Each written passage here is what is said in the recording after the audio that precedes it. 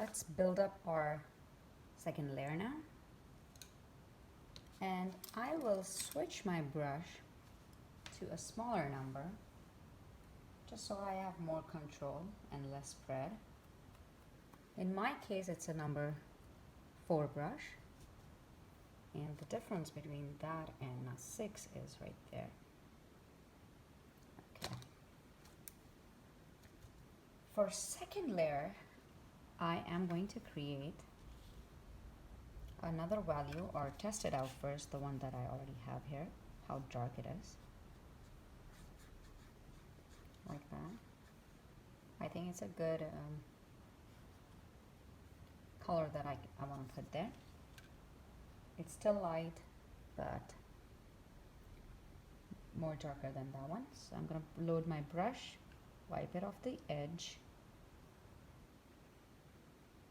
And we'll start with, by just looking at the reference, and I will keep saying that so you guys can understand how to do this.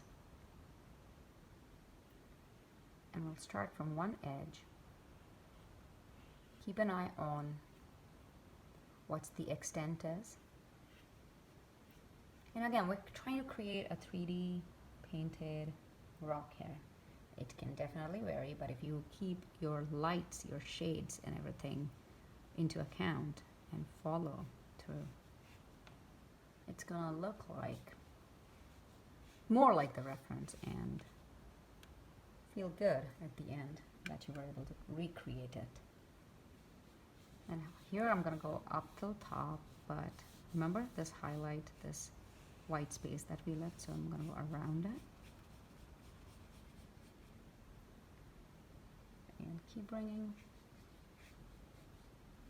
color. And when I come here, you're gonna see now I'm gonna start moving my brush strokes the other way, like there's a fall here. So now imagine and think about a rock, and let me bring one. So if this is a rock pebble, when you come at the edge, because the pebbles are smooth and round on the edges, you will see that it just goes around like that. And that's what I'm trying to mimic in my brush strokes.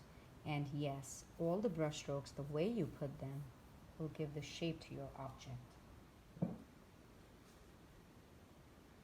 So let's keep adding on the edges right here.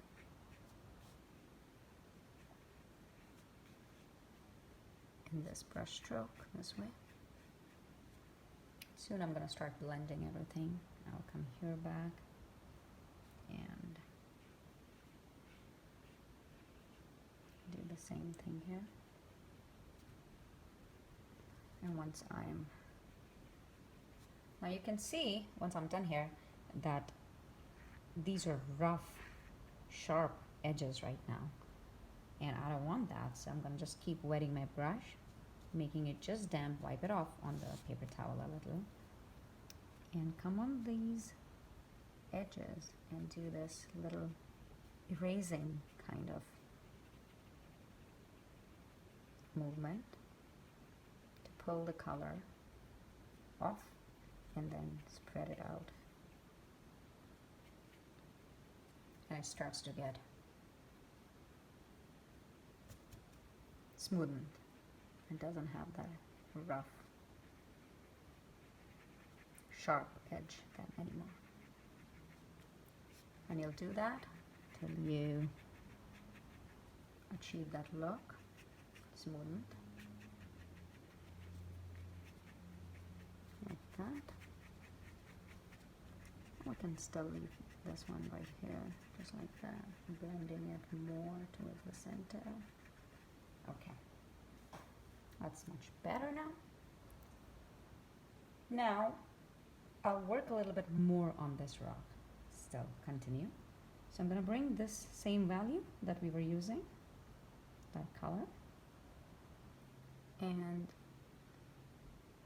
I'm going to lay down the layer for the shadow.